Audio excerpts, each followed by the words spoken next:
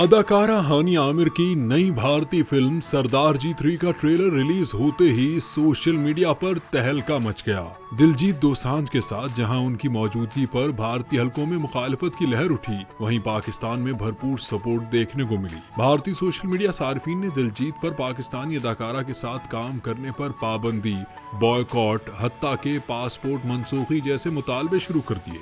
पाकिस्तानी फनकारों ने हानिया आमिर के साथ यकजहती का इजहार किया।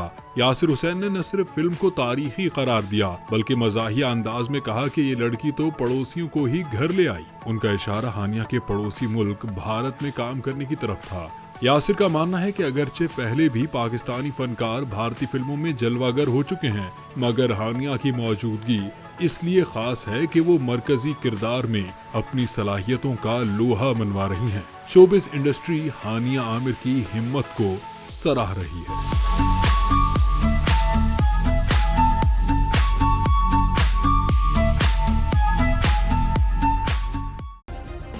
सब्सक्राइब करें और बेल दबाएं ताकि कोई खबर रह न जाए।